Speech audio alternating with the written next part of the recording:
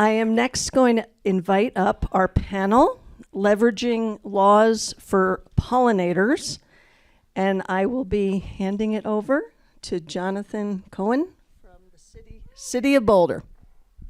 Joyce, thanks. You realize how unfair it is to make us follow David Sirota, right? I'm just saying. David, I got to tell you, as the panelists are getting settled, I have two daughters. One is 17, and I kid you not, the movie is her favorite. A 17-year-old girl, so don't you leave, because she did not believe that you were going to be here today. Okay, let's get going. Well, I could see most of you. First of all, I just really want to say thank you to the network. I want to say thank you to the sponsors. Great lunch. I know this after lunch period is a little bit hard, so hopefully you were all caffeinated because this is going to be an amazing panel. Oh, we have everybody. All right, so I'm going to get us started here. Give me just a second here. All right, so my name is Jonathan Koehn, and I am honored to serve the Boulder community as the director of the Climate Initiatives Department.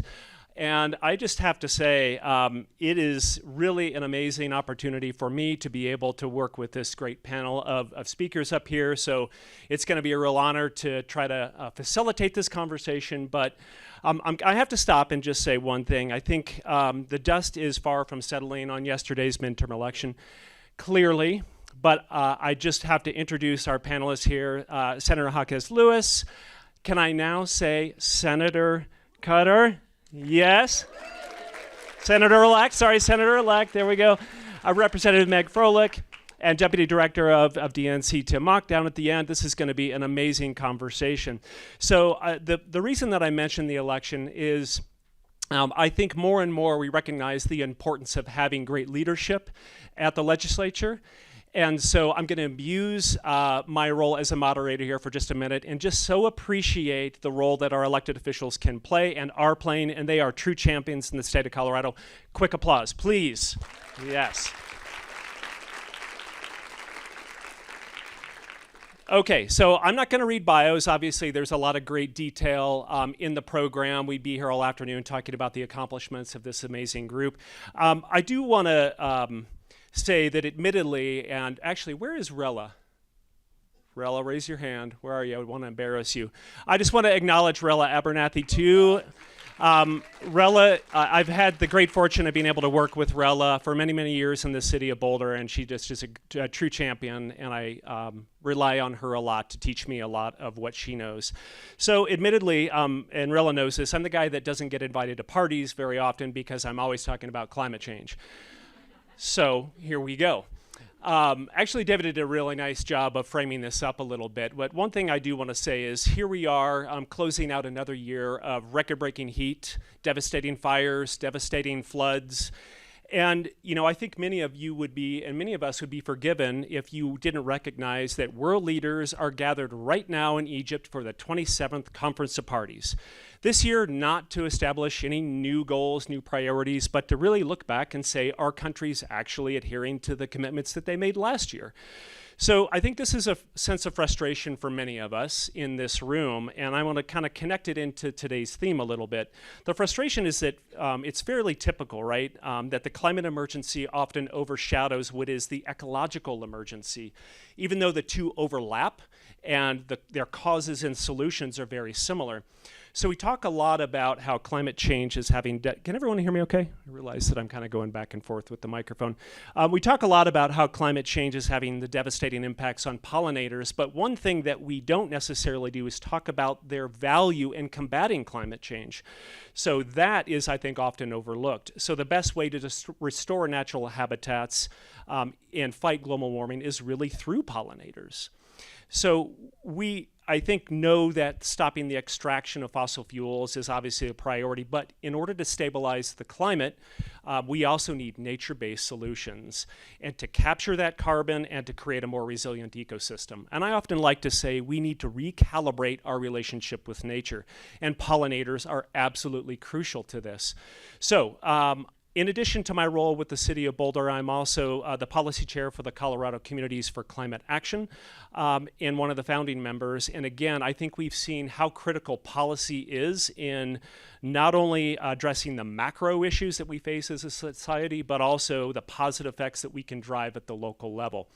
Okay, so you didn't come here to listen to me talk, so I want to start getting to our panelists and let them really share their wisdom. I'm going to start with, and I'll sit down. I'm going to start with a question all the way on the end. I'm going to put you on the spot, Tim, if that's okay. So the Department of Natural Resources and other agencies, I think, have been participating in this summit for quite a while. And if I have this right, in fact, back in 2018, DNR actually announced the new Pollinator conservation policy at this summit, and hopefully someone will correct me if I get that wrong. But I want to just point out that I think legislators are really inspired to build upon the great work of our state agencies, including DNR. So I'm going to pose a bit of a softball question to you, and start out by asking you to say, you know, what role do pollinators play, and how important are they really in safeguarding Colorado's natural resources? Sure, thanks. And thank you for the invitation to be here. Tim Mauck, Deputy Director for the Department of Natural Resources. I'm going to use some notes here. I'm certainly not the subject matter expert necessarily, but we do know that Colorado is home to a large and diverse population of pollinators. They're responsible for pollinating the majority of the state's flowering plants, which are a foundation for our food systems, support overall biodiversity, are essential for ecosystem services, as you talked about, these ecological emergencies such as climate regulation, erosion control, nutrient cycling, and recreation. We know that there really are a building block to our ecosystems. And so building on that 2018 administrative policy, that was the administrative directive that we had in DNR. That was before my time with the previous administration. But I think that becomes then a stepping stone here, as we'll learn here about some of the new initiatives that we're going to be taking on that allows us to really build on this, and for DNR and for our state to really begin or to increase the degree to which we are addressing our pollinators here in Colorado. Yeah, thanks, Jim. One of the things I want to get into also are some of the challenges and connect this into some of the legislation a little bit. And so one of the challenges I think we often hear is low availability and the cost of native plants. So specifically, I want to talk about two recent bills that are providing funding for plants in pollinator habitat. So for Senator-elect Cutter, I'm going to get that right. If you don't mind, would you talk a little bit about the turf replacement bill? And one of the specific questions that I think I've heard is, can the funds from the bill be used to purchase native plants that support pollinators? Thank you. Thank you so much for the question. Yeah, last year we passed a turf replacement program that provides funding for people removing grass. And it is focused on using native and pollinator friendly. There's an emphasis placed on using native species and pollinator friendly species. So I think that's a really important aspect of the bill. Quick and easy. That was great.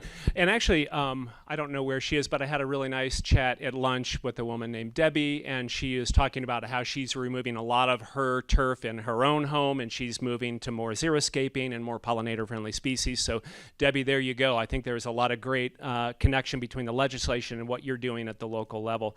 So I want to turn, Senator, since you're right here.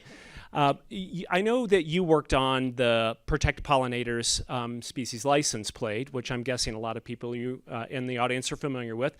And I think you worked on that with Representative Kipp. And I know that that's now available, and there are over 1,000 that have already been sold. Would you talk a little bit about why you sponsored that particular bill and how the funds being raised actually are going to help with pollinator conservation? Yes, absolutely. Let's see. Do I have to push it? There we go. How's that? Perfect. Hi, everyone. Senator Sonya Jaquez Lewis. I just have to do a shout out. Is there anybody here from my district, Eastern Boulder County? Yes. Hi. Hi. It's been really a pleasure, and those of you in my district know that I like to call myself the bee queen, because I'm trying to sponsor a bill for pollinators every single session. So Cathy, Kipp. We're trying. Rep Kipp sends her greatest love. She is actually at home in Fort Collins, not feeling so well, but she has been a true partner with me and with Rella and Joyce and Peepan. And she approached me and she said, we want to do more than a license plate. We want to have put in, really it started as protection against neonics, which all of you in this audience know about. We did have to shift. Lawmaking is sausage making, and for you vegetarians, just a hot mess. So we did have to shift, and we did come up, working with our wonderful coalition groups, to do a license plate bill, and that's great because it does get the education out there. And what it really got is something that David referred to just a few minutes ago. It really energized people that weren't thinking about pollinators in that way, because we got letters from school kids, Girl Scout troops, all kinds of community groups thinking about how this does interact with climate change and how we need the pollinators, because if you don't have pollinators, you don't have food. So the license plate bill was really just a step to get us to where we really want to go.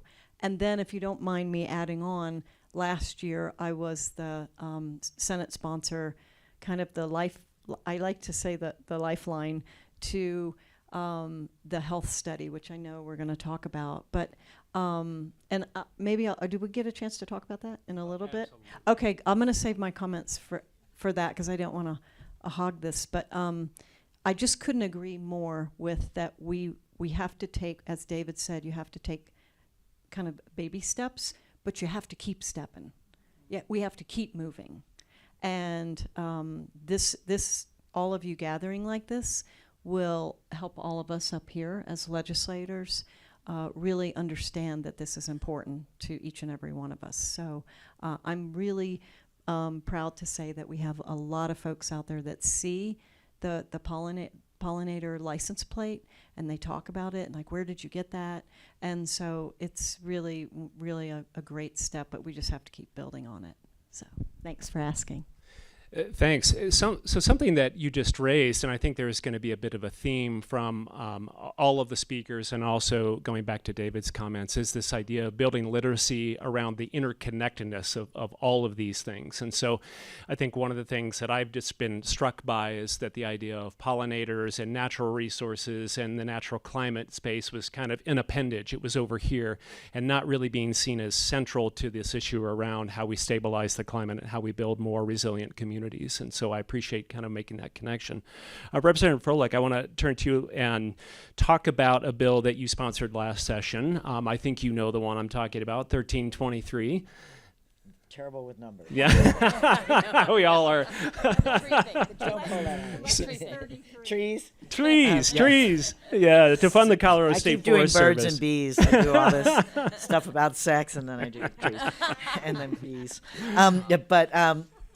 Just to step back a moment, and I am Meg Froelich, state representative, but it is this interconnectivity, and I've sort of seen it as we have a whole set of greenhouse gas emissions reduction efforts and pollution efforts on reducing harmful things in our atmosphere. And then what we really need to beef up, in my opinion, and why we ran this bill to, which is step one in planting 1 million trees in Colorado, is pouring money into the state forestry, basically to grow more seedlings and all plant matter. I know you were interested in different things besides trees, but we have to absolutely work on carbon drawdown, carbon sequestration, and the role then that pollinators play in flying between those two sets of sort of broader goals. So the tree bill was to absolutely work on that piece, but it's part of this greenhouse gas reduction roadmap that the governor put in. And not to go totally off base, but there's a scene in Seinfeld where they arrive at the rental car place and they say, "Do you have our reservation?" They say, "Yes, we have your reservation." "Do you have my car?" "Oh no, we don't have your car." And he said, "Well, the reservation is the easy part. Holding the reservation is the hard part.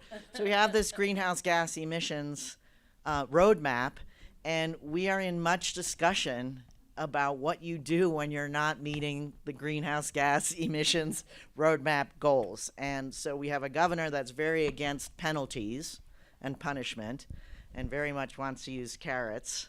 And we have some desire to put some sticks in there, and that is a tension at the legislature.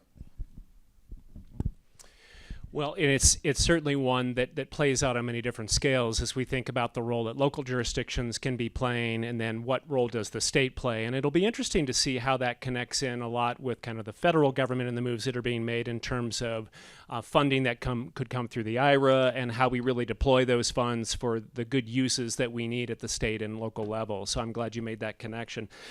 Senator, since you mentioned it, I want to come back to you.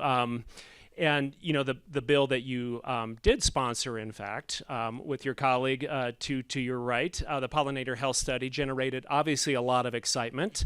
Would you talk about the bill and why it's important for pollinator conservation? And then I'll give you time to like cue up your how your bill becomes a study song, if you want to do that. Sure. I love the word excitement in referring to that bill. So obviously, the thing that was great is that we did get it passed. There was much more we wanted to do with that bill. And for those of you that were following it, it actually started as a more comprehensive bill to protect pollinators. That was actually in our title. And a huge shout out again to Rella and Joyce and Peepan and Becky Long and so many people that were helping us trying to get it out of the Ag Committee in the Senate. So for those of you that really get into the nitty-gritty of following how something becomes law, the Senate last year and now we may not have this anymore because of wonderful folks like Lisa stepping up and becoming a senator, you have to have, there's only a 1-vote margin for a bill to get out of committee.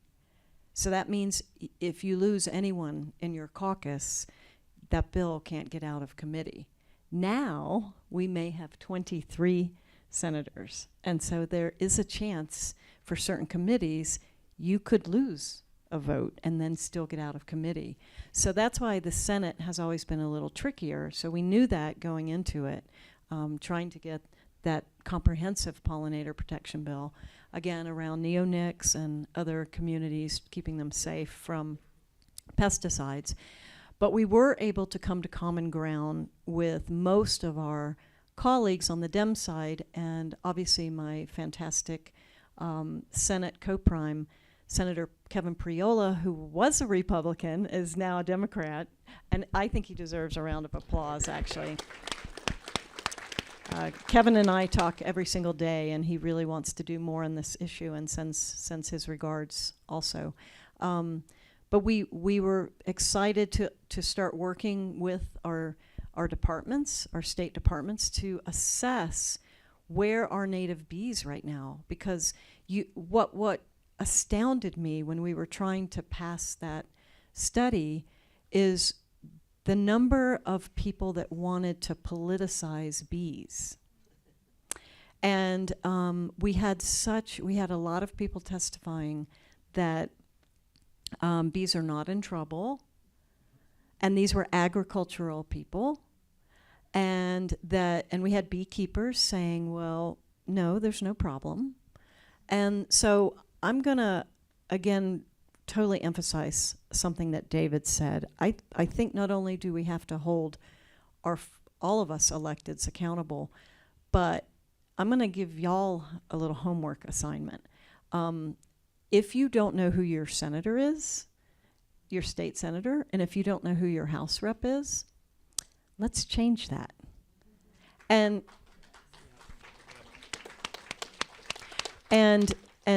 if you don't know what their email is, you can't always catch us by text, and we apologize.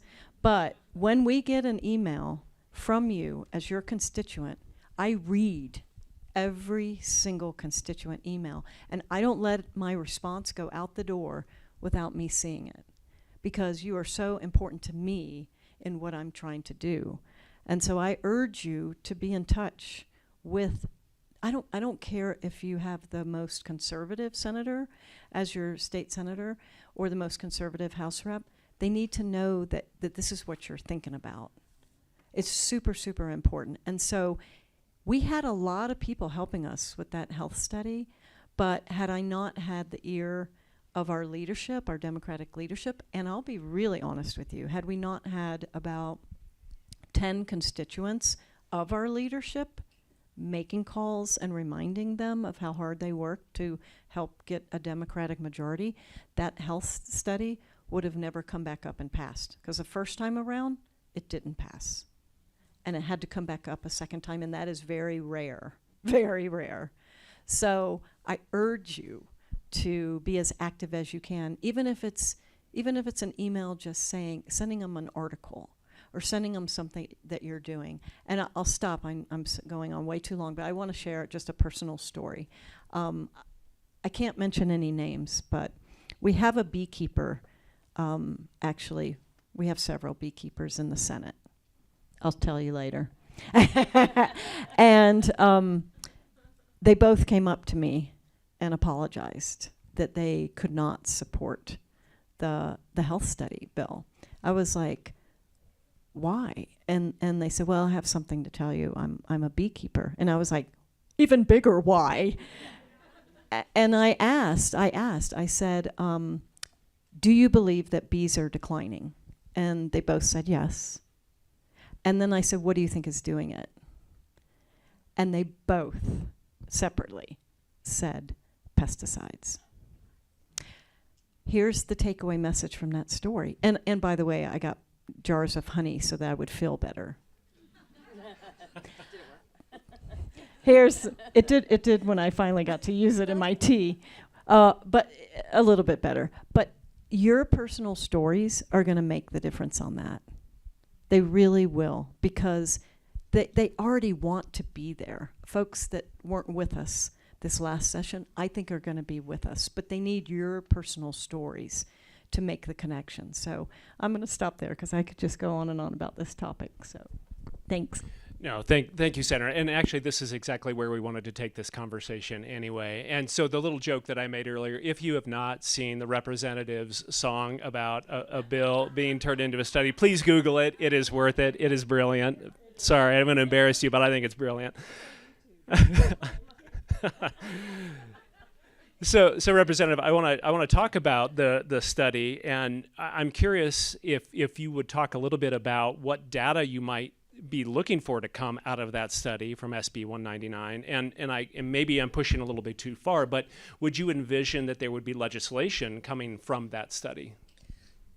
Well, absolutely, it will come full circle. So thanks for the question, and really thank you to Senator Jaquez for just working on this year after year. And this is, you've been to political rallies where we all chant, "What do you want? Incremental change." When do you want it? As soon as is feasible, right? So, so one of the things we do is we push, and then, as referenced in my song, you're told, "Would you like to make your bill a study?"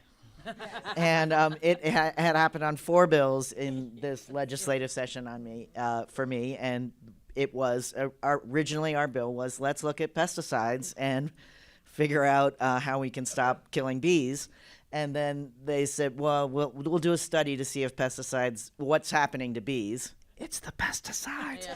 So we then, the whole point then is to come back and work out, now you're armed with data. And so that isn't necessarily a bad thing. It is good to go in with, well, you asked for information and now we have it.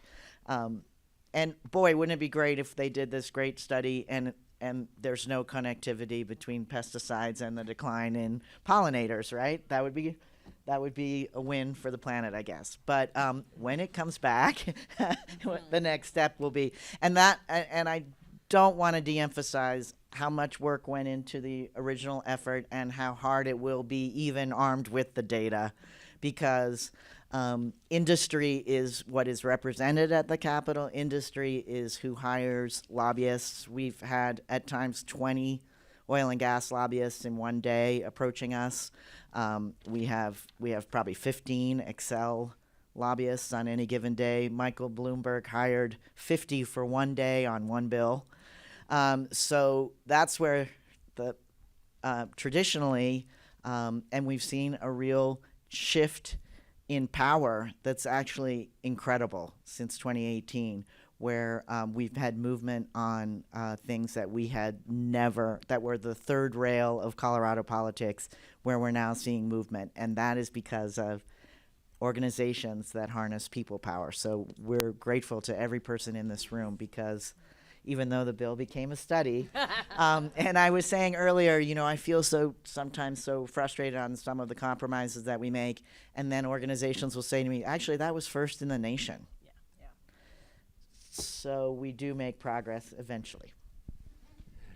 Thanks, Representative. Thanks for letting me rib you a little bit on that. It really is great. Now, I want to stay on this thread a little bit. And Tim, maybe I can come to you, because DNR is going to be leading this study. And I would love for you to maybe talk a little bit about the timing. What do you expect to maybe see come out of that study? And then a little bit of what happens next. Yeah, certainly. And first, I want to thank the bill sponsors, but I also want to give a shout out to Joyce. Joyce, you have a tremendous advocate. Joyce was one of the very first meetings that I had when I showed up at DNR in early 2019. And then throughout this process, we remained engaged in terms of how do we transition this to a study. And so really appreciate the collaboration and partnership there. We've advertised for proposals, put out an RFP for the study, and that recently closed. I just got word yesterday, or we've identified a review committee comprised of a couple of our staff from subject matter experts, I should say, perhaps in some of our agencies, state agencies, and then as well as we were able to include 2 individuals from outside of the state government in really real subject matter experts in terms of pollinators. So we're looking forward to that. We expect to be getting those proposals here any day to begin to review, and then that process is kind of a 2-step process, working it through procurement. I'm hopeful that, by the end of this year at the latest, that we will have some contractors ready to go, and we will be kicking this off.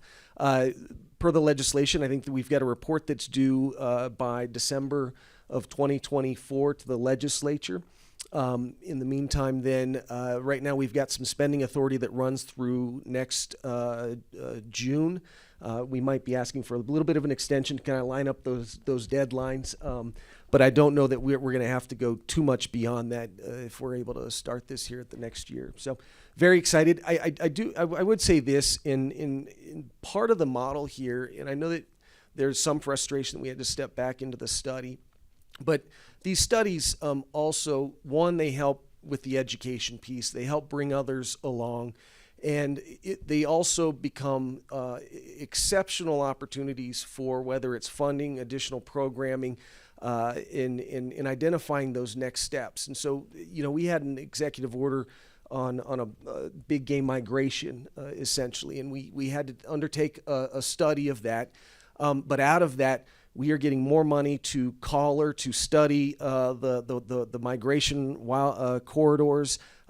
You'll see a lot of more funding coming in through CDOT for wildlife crossings. So we've got more money for staff to help study our big game populations in the migratory routes, begin to prepare for climate change and identifying the lands conservations that we really need to focus on in order to preserve those corridors. So I expect that this study will exactly do something very similar in terms of assisting our education at DNR, our legislature, our constituents and stakeholders, whomever they may be, and will actually be an impetus to achieving greater programmatic support for pollinators at the state. Awesome, Tim. Thank you. And I'm going to come back to you, or maybe I should ask you this question now, and it's a theme that I would love to kind of explore with all of you, and what is the role of experts like you're looking out onto right now? And so particularly with the study, Tim, I'm curious, how can people kind of track and follow what's going on with the study? Is there a role for people to play, any type of testimony or anything that they can do to engage in that? Yeah, we'll be designing that, and I think we'll know more when we take a look at these the proposals and what they're exactly offering. I do expect stakeholder engagement. We are looking for information. I think there's a lot out there. We do have a limited budget, and so working through Joyce and others, we're really looking for additional information that might help supplement that, so we can make this as good of a study as we possibly can, given the resources that we have. Great, thanks. Senator Cutter, I want to turn to you now. And this is a really interesting kind of thread that I'm interested to explore. And I know I was in a cool audience because I heard this said 3 times over lunch, PFAS. So you sponsored a PFAS bill last session that would phase out some materials and products containing high levels of PFAS. Would you talk a bit about why you believe PFAS is such an issue? Certainly, thank you. And I will try to give more than a one-line answer. No, it's totally fine. I'm a little That was slow to amazing. get going today. Really got been working 10 hours a day for the last 2 months, not in policy. So I'm trying to switch gears here. So yes, I was really excited about the PFAS bill. And I will say that what was it? Meg was talking about the tension and how carrots and sticks kind of thing, and that is always an issue that we think about a lot in the legislature. And there was huge lobbying against this bill.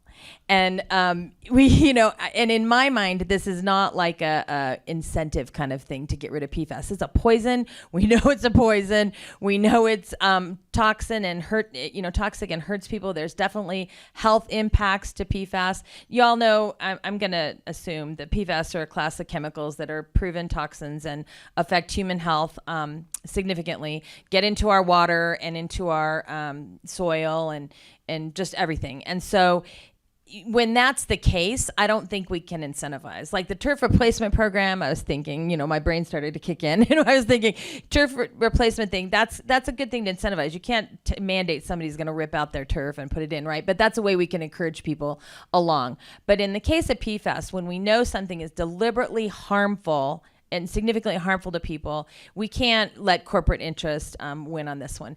And the other piece about that is that, it feels like, I think this is something you said too, Rep. Froelich, is that you feel like, oh God, we want to do more. Because we actually had to dial this back quite a bit. We had a lot more built into this bill to begin with, and we had to pull back on so many things because of my bipartisan partner and the lobby. Really were hammering us on it. And so I was pretty dejected, and people are like, this is the best bill we've had. This is huge. This is one of the best bills in the country. So you do have to get perspective, and it's hard when you're in it like that. But yeah, PFAS, it just gets into to our water, and there are studies actually that are linking it to pollinators, linking it to possibly being in honey. So that's sort of, I was going to say been the buzz lately, but that's right. But that's, there's been a lot of discussion about that too. So, and I don't see how we can't look at these issues. Obviously we can't look at these issues in isolation, and there's been talk about that already. They're all interconnected, and how can we not think that it's going to affect pollinators, which is going to affect, honey, and then get back to us, and it's just a big cycle. So it was, at the end of the day, we didn't get quite as much done as we wanted, but pretty excited. Took it out of 4 major product categories beginning in 2024. Just quickly, one of the other tensions is that we often hear from industry, we're already doing that. And so I had a sister bill to Rep. Cutter's bill, and Rep. Cutter also had EPR, which I don't know, I hope we have time to talk about, but this is a champion here. But on oil and gas fracking materials used in fracking and disclosures, and so and absolutely that they had to certify that there was no PFAS. And they just kept saying over and over again, industry kept saying there's no PFAS. And so I just started describing the bill as a wonderful opportunity for oil and gas to demonstrate their absence of PFAS in their operations. So tried to rebrand and ended up with not only 0 bipartisan votes, but losing a couple members from our caucus. So never underestimate the power of industry to work the Capitol effectively. Thanks, Representative. So let's stay on this a little bit longer. I want to talk about, you mentioned pesticides when talking about PFAS, and if I have this right, pesticides are outside of that window of regulation for PFAS, and I would be curious to know, is that an issue that you've heard about? How concerning is it to you, given that I think some analysis show that 6 out of 10 pesticides analyzed have PFAS? So this is for anybody that wants to jump in on this. I know you all have some expertise in this area. It's incredibly concerning, and I'm sure Senator Jaquez Lewis has more to add. But yeah, if we know that PFAS are bad and we know that they're in pesticides, I mean, first of all, pesticides are yuck. Why? I mean, you know, that I don't even know what to say about that. But yeah, if we know that PFAS are in pesticides, then we absolutely need to start paying attention to that and starting to legislate around that. Yeah, I'm not sure I have much more to add other than double yuck. But, you know, I think the problem is we have this tendency in state bureaucracy and in legislation, you have these channels you have to go through if you're going to try to regulate something. So I'm a pharmacist, and, you know, one of the as a healthcare professional, one of the things I'm working on is lowering the cost of prescription drug. Well, I can't tell pharmaceutical manufacturers to lower their prices. We can't do that. And so the only way we can do it is to kind of do workarounds. And it's the same for PFAS in pesticides. The channel that we have is the department that regulates pesticides and how pesticides are applied. So that's how we have to get at things. And it does make it challenging because we have to follow it through these channels, but it also gives us the ability to be a little creative in how we come at our legislation. And so I'm giving, today must be the day for homework assignments, because I'm going to give you another one. So, and I brought up pharmaceutical manufacturers on purpose because many of them have chemical like arms, right? And so those chemical arms are the manufacturers of some of the pesticides, right? So I will connect this. Get to know, besides us, your senator and your House rep, do you know farmers that are not using pesticides? Get to know them, engage them in our activities, because our colleagues need to hear that those techniques and those abilities to do farming and production and agriculture can be done without being reliant upon the pesticides. Because that frequently what we hear at the Capitol is, if you pass that bill, you're gonna kill ag. That's not true, but we need your help to make that case. So, and just to pull back again, I think for the advocacy work that is being encouraged, pull back again, and how does this affect water? So we've been able to make better strides on PFAS when we connect it to water. We're able to make better strides on pollution when we connect it to air, and then drilling down further to an exact community, and then of course to land. Because I think overarching theme in Colorado is protecting our air, land, and water. So you always want to make those connection points, and that's how we broaden the coalition. So, well, first, a lot to unpack in that, but Joyce, fundraiser idea, T-shirts, pesticides, yuck, why? Just that's all you need to say. I mean, just I think so.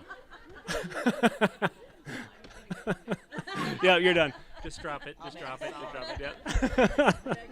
Yeah. So, Senator, you were giving some homework, and I'm looking out. I mean, you have some amazing champions out here in this room, no question. They can do it. I know they can do it. So I want to go back to Senator-elect, something I heard you say once, and it was such a really good comment about how much work happens outside the building, meaning outside the Capitol. And so I'm kind of picking up on this homework idea, which is what is the way for these champions to engage in this process more effectively? We heard it from David, we heard it in some opening comments, and how important it is that we all assume the roles that we can play. And this is for everybody. I'd love to hear everybody talk about this. Thank you. I'm going to jump in because this is my favorite thing to talk about. I was in public relations and communications for 25 years before I became a legislator. And so this is dear to me. And I do love to talk to people about how important your advocacy work is. And when we were speaking, earlier in the conversation, that education piece of, like with farmers, helping them understand why they are so resistant to some of these things. And there is science and there's demonstrations of why it would be better for them. Why some of these policies and some of the, like compost, Meg and I have a thing about compost, right?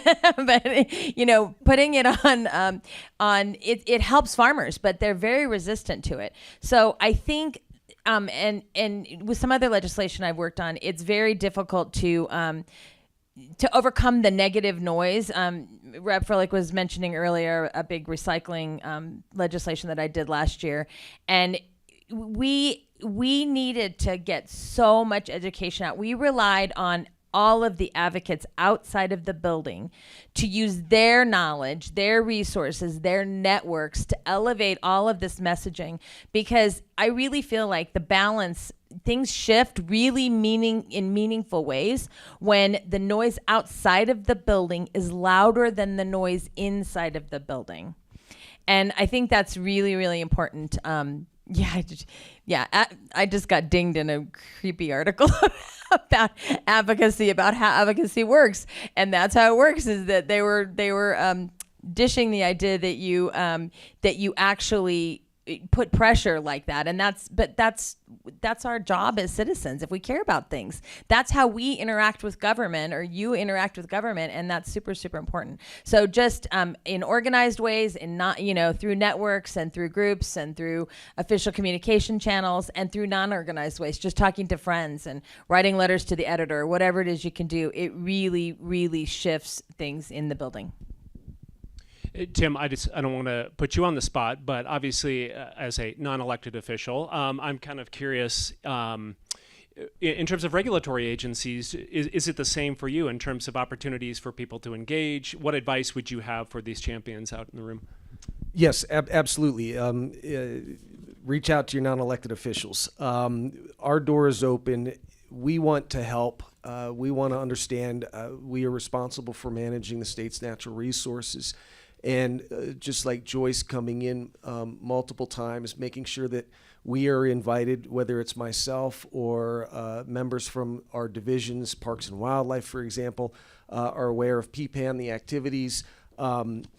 Come in, and especially when we get down to legislation or programs, and we've got agendas ourselves that we've got to work through the legislature, but we also can have some idea about how we might be able to fashion some of this in a way that works for everybody, but also we can get that through the legislature as well. And the more upfront time that we have gives us more time. Usually, that 100-day session, and once we hit January, it gets really hectic for everybody.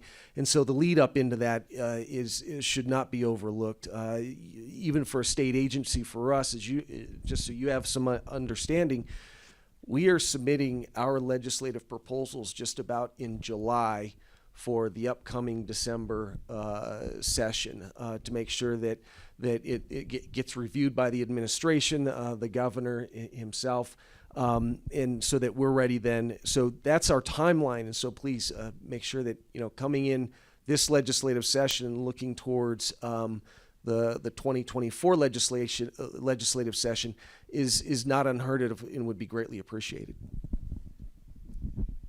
Do you want to jump in on, Representative? Feel free. Well, I do want to say that we shouldn't come across as dismissing industry concerns, especially on all these bills. It's just that part's taken care of. They have a voice, and we're just trying to seek balance from other sectors. And I do think probably the two biggest examples of outside the building pressure, not necessarily in the environmental world, but I would like to see more of it in the environmental world. We would not have passed police accountability without the daily protests outside the building. My son was outside the building protesting while I was inside the building voting. And that absolutely was a sea change.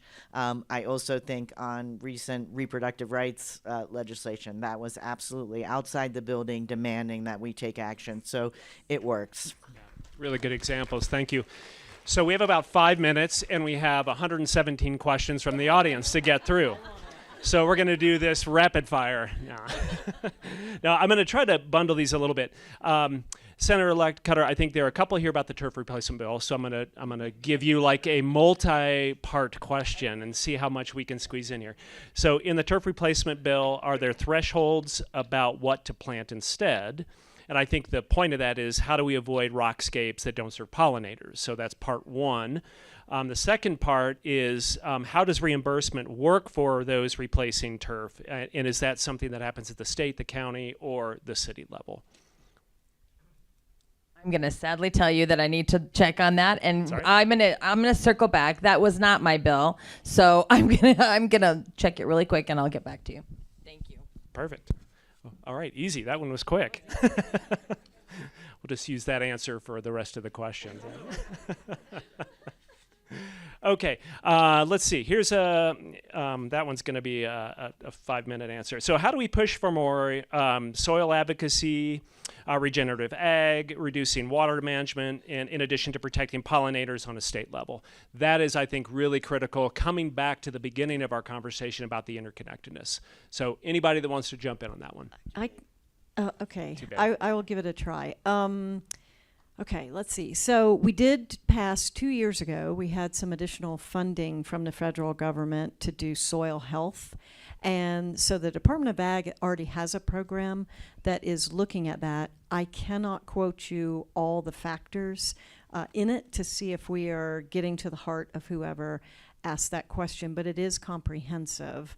I'm trying to think what else was in that. Regenerative?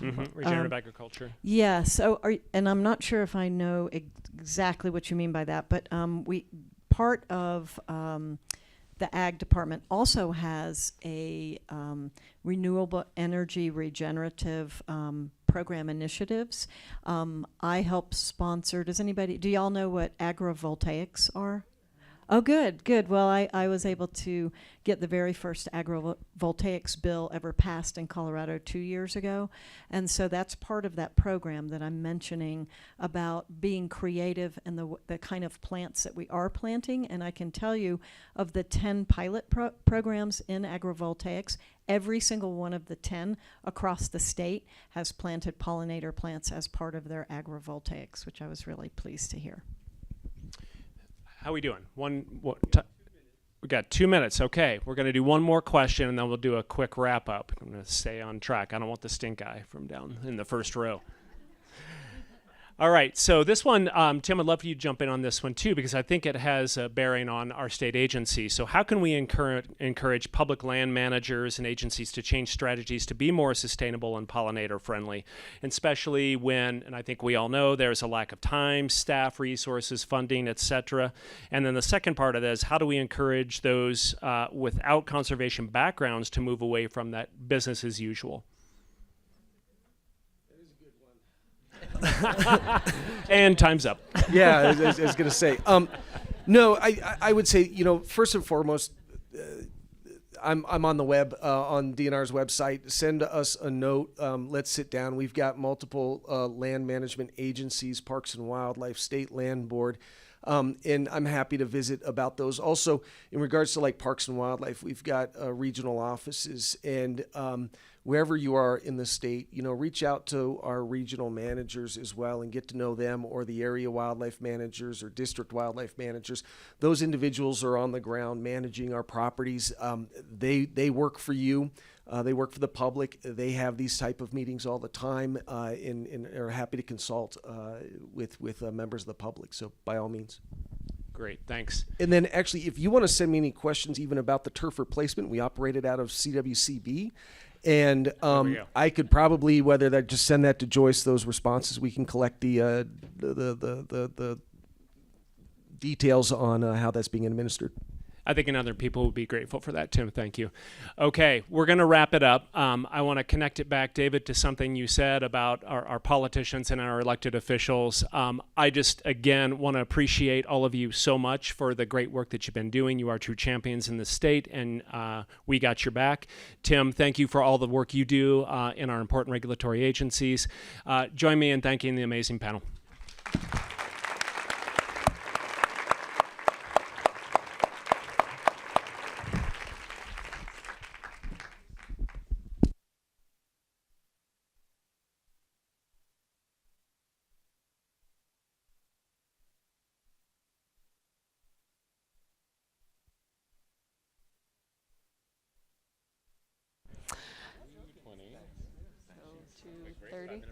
Okay, everybody, we're going to take about a 5-minute break, stretch your legs, and then we'll have our final session.